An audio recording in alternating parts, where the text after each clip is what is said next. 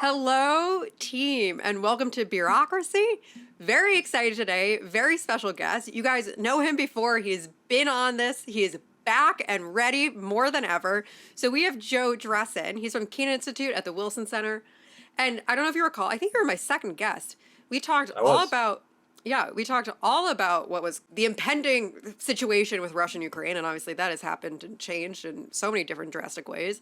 And Joe is basically here to, first of all, talk to us about where his prediction might have gone a little awry, and then also all the updates about what's been going on. And it's really important that we still keep up to date with this atrocity and this war going on, because not only affecting so many lives, but it's also affecting the entire world. So let's talk about it. First of all, talk to me about what you're drinking. So the only beer we had is this Guinness Stout, which I hate, but it goes with the topic. I'm not very fond of talking about this topic, so Exactly. it gels. It's And fair. this time I got my Keep Calm and Study Ukraine mug, and that's where I'll be enjoying this tasty beverage. Love to hear it.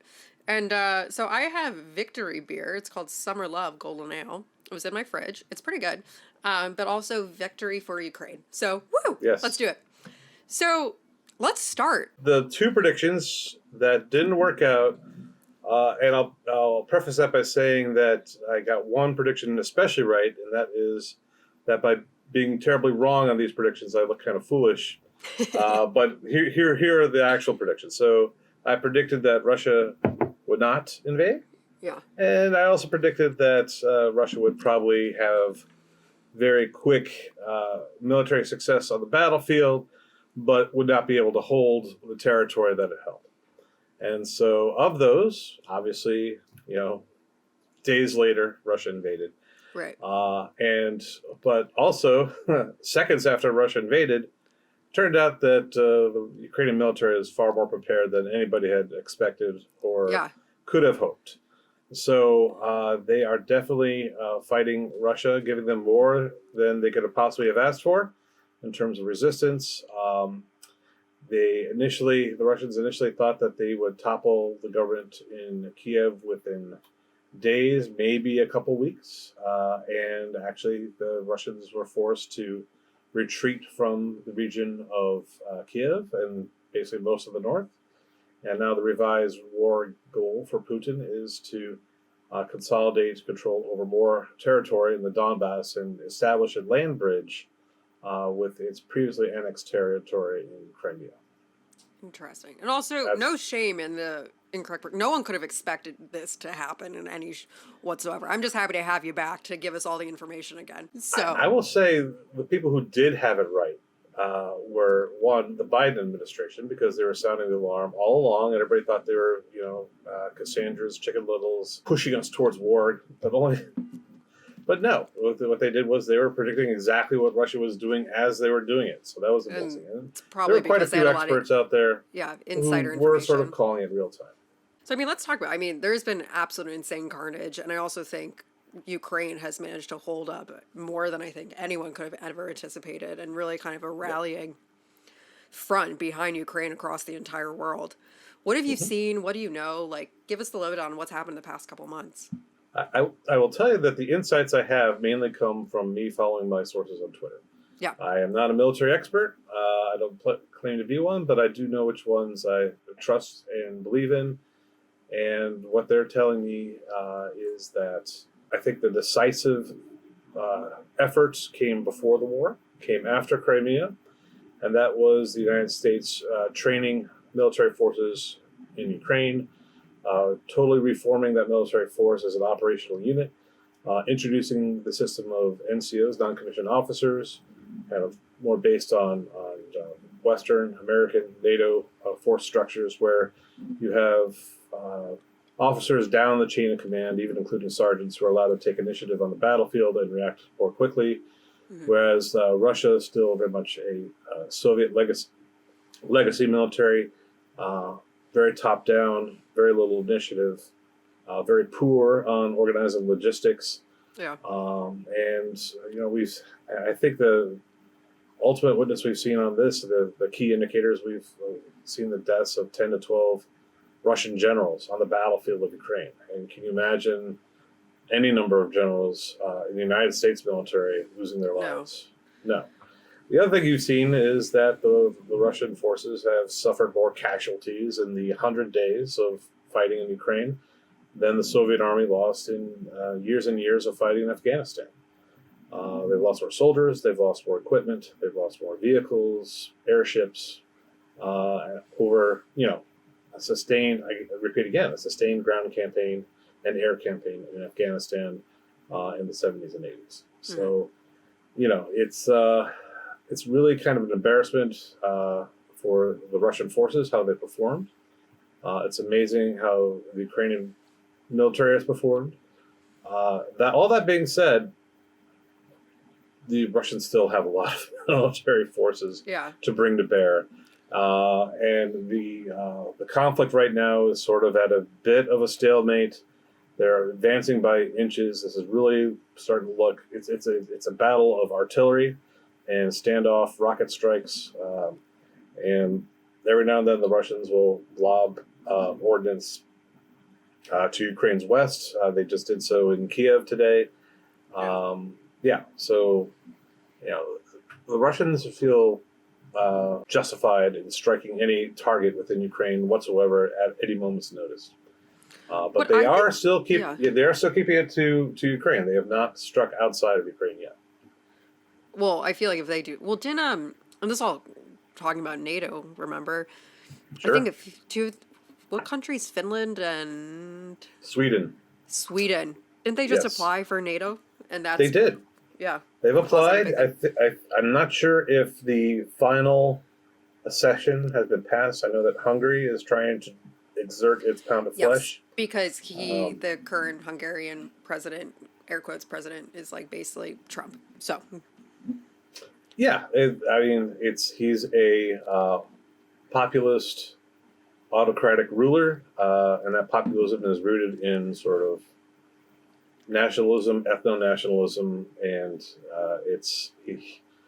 once he got into power, he definitely undermined all of the political institutions within Hungary, and there's no free media, there's no way for opposition politicians to gain the airways, and everything is just sort of rooted in keeping Orban in power. Awesome. And so he's basically fucking everything up in regards to NATO and a lot of shit. He's living his best life. And his best life, everyone else is worse. You can say that, he's trying to keep nice with Putin by just, playing a rear guard and stopping this expansion from happening. But I think he's going to come around. He'll be bought off somehow, some way. We're more likely to see Finland and Sweden in the NATO alliance than not at this point. Right. Interesting. So, and I also remember, when we were talking, there's a lot of talk about how similar Russia and Ukrainian cultures and people are. Sure. And I also see a lot of things on Twitter as well. And Twitter is great for giving journalists on the ground a voice that mainstream media will not give and does not cover. However, also, like with any news source, it is important that you check your facts, whatever. However, I've seen a lot on Twitter and a lot of Ukrainian journalists and Ukrainian people on the ground talking about how just there's like Russian soldiers coming in with just trying to like ethnically get rid of Ukrainian culture and infiltrate with all this like a complete Russian takeover and just this horrendous attack and dispute between, and obviously Ukrainians are never going to ever forgive Russians for this, but it's also so surprising to see so many Russian soldiers come in and be totally okay just demolishing their neighbor and everything who they are. Yeah. When they have such culture and history in common. And I think this just really speaks to the propaganda of what Putin has been saying, but also just like human psychology and war and like the horrendous, all of it. What have you been seeing? What stories have you heard from the ground? What is like the Wilson Center and Kennan Institute looking at? Sure. So I will say, yes, they're absolutely pummeling Ukraine's east. They are attacking civilian infrastructure. They have blown the city of Mariupol, which is one of Ukraine's major port cities. They've basically reduced the entire city almost to rubble. It's been horrible. In other words, the people in Ukraine who have suffered the most are the very Russian ethnic and Ethno-Russian, Ukrainian the vibe. language, Yeah. right? The Russophones, right? The people who Yeah. speak Russian, the people who are Russian ethnically, those are the people who are bearing the brunt of this war. Right.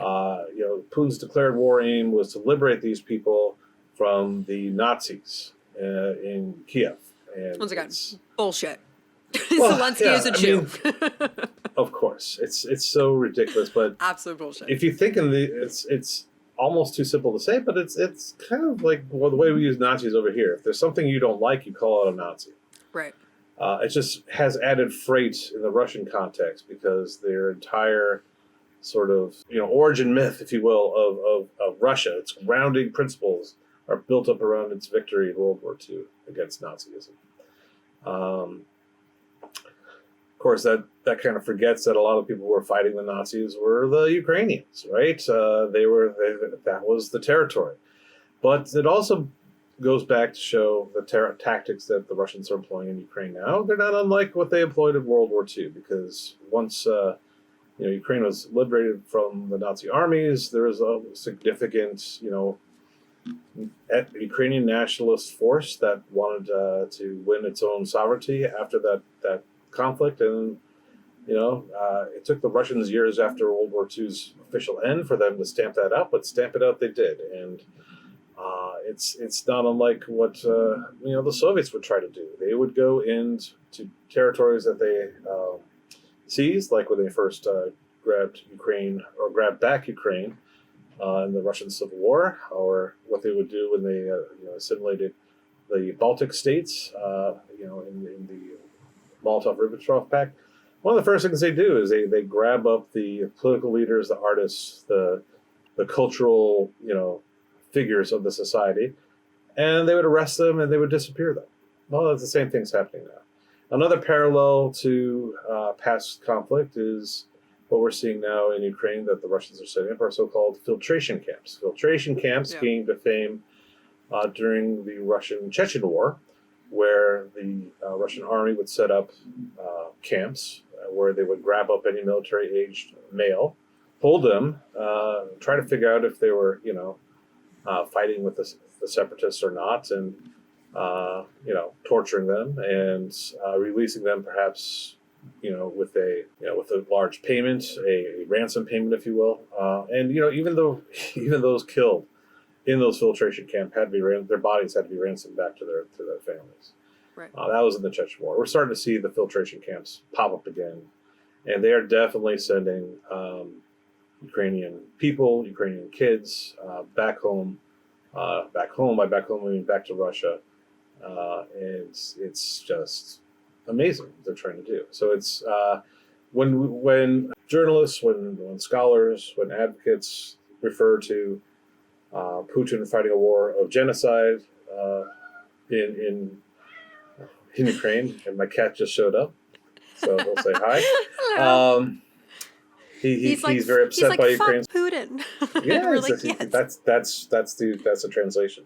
Exactly. Anyway, they are definitely repeating that they're building on their experience from Chechnya to apply to what's going on in what they're doing in Ukraine today. That meow you hear is really just the voice of the Ukrainian people saying, "What the fuck?" Exactly. I don't know if he wants to go outside or if he wants his mom, but he wants something. Well, it's something. It is basically genocide. It's crazy, and Yeah. Well, okay. I meant to make all the right. broader point of genocide. Genocide is not just killing people physically; it's about eradicating their culture. Which is what it kind of appears that Putin's trying to do. Exactly. Right. Well, first of all, he doesn't believe that there is a separatist or a distinct Ukrainian culture to begin with, right? Right. So this is part of that. It's if you can eliminate the vestiges of Ukrainian culture, growing culture, it has a very separate culture. You could have watched Ukraine's performance in Eurovision to see that it's very different from a Russian act. Right. And by the way, so this is another avenue down which Putin is failing. He wanted to reclaim Ukraine back to the Russian fold. Well, now he's actually galvanizing all of Ukraine against Russia. I mean, before the annexation in 2014, Russia was very popular in Ukraine, by and large. It was very far from a majority had any interest in joining NATO.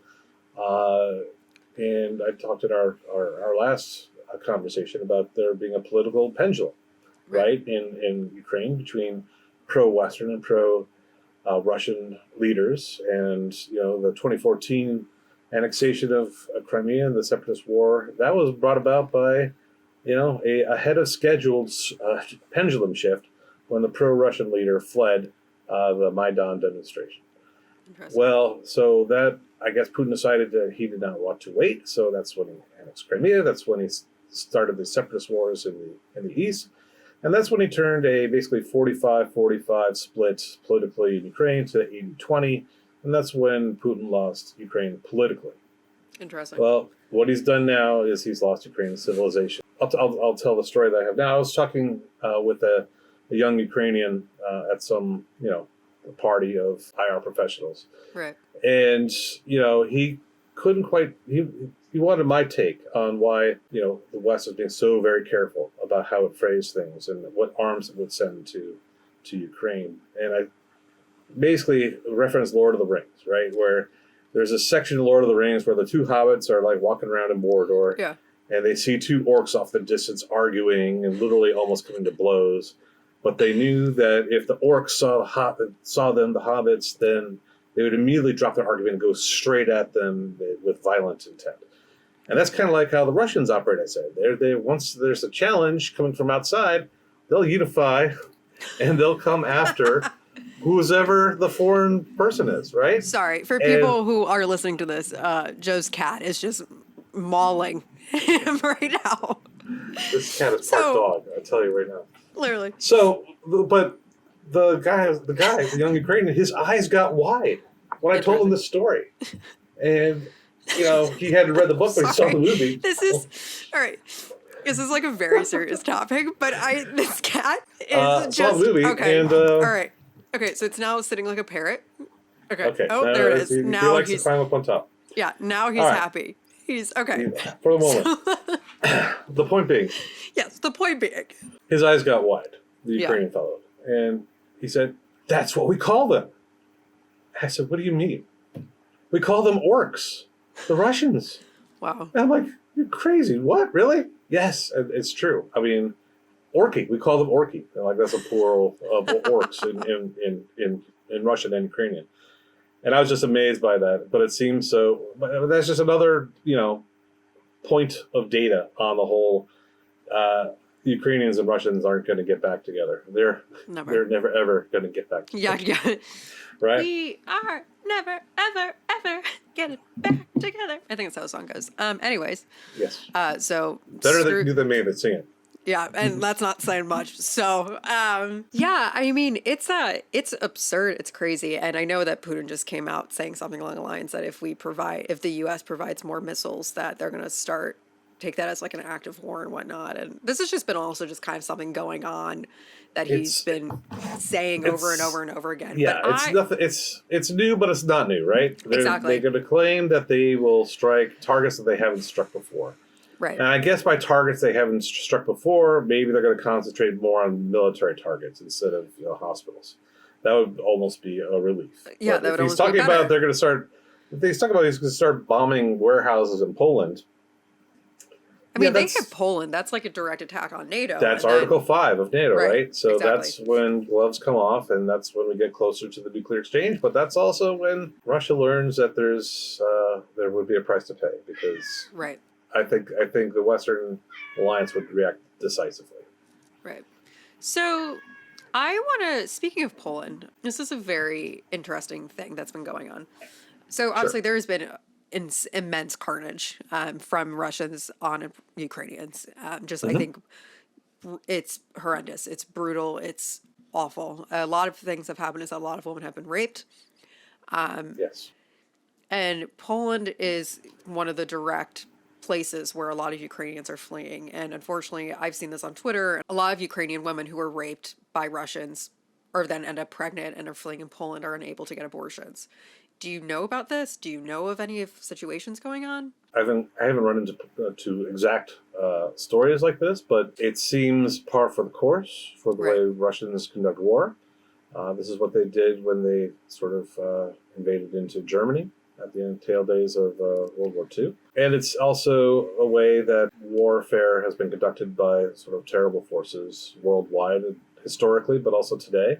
Right. It's sex as a weapon to sexual violence as a weapon to sort of demoralize the people you're fighting against.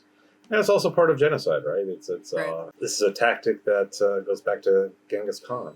I truly went like on a mental health spiral after just perusing Twitter for too long, looking at what was going on in Ukraine. And I mean, the images are horrific. You see photos of Yes. people naked, like in with the hands behind their back, shot. You see Yes. videos of just horrendous acts against humanity, and you hear stories of people being tortured brutally and just, I mean, it's abhorrent.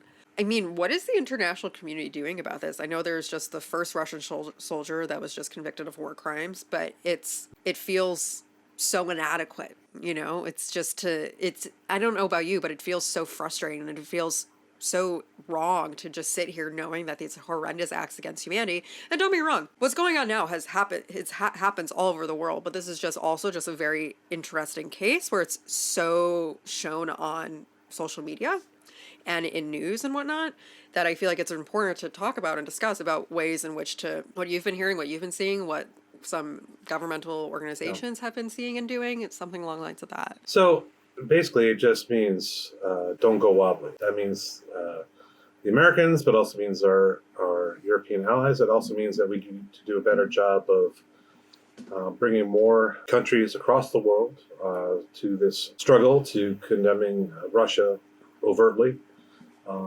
While over half of the world by GDP is strongly against Russia and involved in sanctions, far less than half of the world by population is doing any kind of denunciation of what's going on, what Russia is doing in Ukraine. It's India, it's China, it's Africa, it's Latin America. I think for one part, they consider it, this is your problem, not our problem, so Yeah. don't make us get involved. It's also, why are we going to come down the side of, America and Europe, the colonizers of most of this the planet? I'm sure that's part of it. Part of it is also the less you protest what Russia is doing, the better access you have to discounted Russian energy. Sanctions are doing a great job on wrecking the Russian economy, but they are still making a lot of money on their energy exports because their war has driven up energy costs higher. I don't know if you've thought of a tank of gas lately, but that's all over the world. And it's partly because we're coming out of the pandemic and people are driving again, but it's also partly because markets do not like uncertainty, and there's nothing more uncertain than war. Yeah. And the other aspect of this is, we can expect in the coming weeks and months to have major food crises across the world because a very large percentage of world consumption of wheat and especially sunflower oil, which is what most of the world cooks with, that's being shut off. It's being embargoed by Russia. The Ukrainians can't get that stuff out of their warehouses and abroad. And the stuff that is leaving the warehouse is because it's been captured by Russia. They're confiscating it. They're selling it themselves. Interesting. So it's, it's a way for Russia to sort of wait out the sanctions, the opposition from Western alliance, in the hopes that it's going to sunder the alliance from within, and it's going to create pressures from without the alliance from other parts of the world to hurry up and wrap this up. And the most likely scenario that would bring this about is to force Ukraine to accept some sort of settlement where they lose a even larger chunk of their territory. Right. And the Ukrainians don't want to do that. First of all, they're winning on the battlefield for the most part. They're in a bit of a standoff now, but they have been getting and continue to get, and will likely get in the future, more sophisticated weaponry from the West. And they've beaten the Russians so far. Right. They've driven them back. Why not expect the same to happen? It'll be a heck of a fight, but Russian morale is very low. One of the more cheering things you'll find on the internet, if you search for it, is like the intercepted calls from Russian soldiers back home to Russia because they don't have secure communications, and They're often using looted Ukrainian phones to make these calls. All this stuff is being captured, recorded, by the way, and it's used for propaganda today, but it'll be used for war crimes tomorrow. Right. So are these sanctions doing anything? They're not doing enough fast enough, Right. but they are really wrecking the Russian economy. They have inflation way higher than we have it. It's more like 12% in Russia today. They are having trouble reconciling trade accounts because their banks are cut off from SWIFT, including their largest bank, Sberbank. There's a saying that there's a fight in Russian homes between the television and the refrigerator. Interesting. The television gives them the Putin line. The refrigerator says what's actually going on, right? What do you have in the refrigerator? And the stuff that's in the refrigerator is getting more expensive. And I think over time, the refrigerator is going to start to get a little bit louder than television. I mean, That being is there said, any, yeah, I mean, yeah. is there any insight as to what's going on in Russia? Because I know when the war first started, there was a little bit of media about how there were protests and whatnot and how they were squandered very, very, very fast. I'm wondering if that's still going on. Well, I would call them squandered so much as squashed, right? Yeah. So a lot of arrests. If you protest the war, if you even call it a war, you can be subject to 15 years in prison. Wow. It's not a war. It's a special military operation, after all.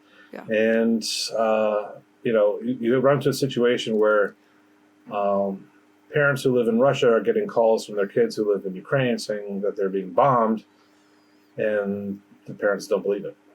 Interesting. They think their kids are like either taken in by propaganda, or they don't realize that's actually NATO bombing them, or whatever. But they don't believe that there's actually Russians bombing civilian targets in Ukraine. That's wild. That is, yeah, it is one of the things Putin has done right is that he has seized control early on of the information space inside of Russia. And while Ukraine is totally killing Russia in terms of information warfare in the world, I mean, just look at Zelensky walking around the streets of Kiev saying, very defiant things when he's supposed to have been killed or driven abroad within the first 3 days of the war. Right. Then you compare it with images of Putin sitting at those ridiculously long white tables. So insane. Grabbing onto the table for dear life and repeatedly like moving his leg like they're, you can't play doctor through the television, but you can see that he's not the guy who's riding bareback on those horses that we talked about last time. No. He's a very different guy. Interesting. So where do you see this going? I mean, obviously it feels like it's kind of in a stalemate of just bad, Unless, Here's the stalemate. Yeah. Putin can't back down. He can't declare victory and go home because nobody would believe it. He has to have something very substantive in hand, and he still believes that he can force Zelensky out, that a little Z war will prevail over time. It is a incremental, warfare by artillery and standoff munitions at this point, and it's not, blowing up the stranded armored columns that it was in the first opening weeks of the war. Right. And Zelensky can't cut his losses and surrender. He's making noises about getting all of Ukrainian territory back for Ukraine, including even Crimea. He is right to feel that way. Right. But who knows? Maybe he will come to a different calculation over time. Yeah. And there will be some sort of settlement. I will say the sooner the war stops, the better for Ukraine and its people. But it's got to be on Ukraine's terms, in terms of, we can't pull a Henry Kissinger and say, okay, Ukraine, this is it. We're not sending any more weapons. You got to give up, X, Y, and Z towns and territories and, right. and demilitarize or whatever he was proposing. This is sort of the realist thing where you got to sort of assuage Putin and cut a deal, and then everything will be hunky dory afterwards. Well, I mean, that's what happened in 2014. They cut some sort of, well, at least not a signed deal. They did sign the Minsk Accords, which was a negotiating process where Putin had his terms for successfully resolving the war that Ukraine would not want to to actually adhere to, and so they drew those negotiations out a very long time. So what we're going to likely see is what we're seeing right now: artillery duels in Ukraine's south and east, and maybe we're going to get some. I think we're seeing signs of Ukraine's getting increasingly more modern and lethal weaponry, including larger drones, multiple launched rockets that the Russians have been using. And I actually just saw on Twitter today that if the Ukrainians detect incoming rocket fire from positions in Russia, the United States will give the green light for those positions to get hit from inside Ukraine, which is kind of a new thing. A lot of what it seemed that the the Americans were kind of insisting on is, let's not give the Ukrainians anything that would be lethal enough to threaten Russia itself, right? Let's not, and thereby provoke, potentially a tactical nuke being used on Ukrainian territory. I think we're getting past that. We're getting to the situation where it's like people probably know. Not everyone is saying it aloud, but you have to defeat Russia militarily. I kind of like the idea of setting up sort of a pencil sharpener system where, Putin keeps putting that pencil into the pencil sharpener and it keeps getting ground up, and pretty soon you have this much pencil at the end. That is a recipe for conflict, casualties, chaos, destruction, food shortages, energy prices. It's going to be affecting everything and everyone, no matter where you are, no matter how far you are from the field of combat. Right. Your prices are going to go up. You're going to have less reliable energy and food supplies. And I think the fight is also to establish, who's to blame for this. This is a famous Russian question, Kto vinovat? Who is to blame? The next famous question is Что делать, which is what is to be done. What is to be done in this case is make sure that Putin does not win the information war outside his country. People don't believe that it's the West's fault for all this. It's the Ukrainians' fault for not giving up.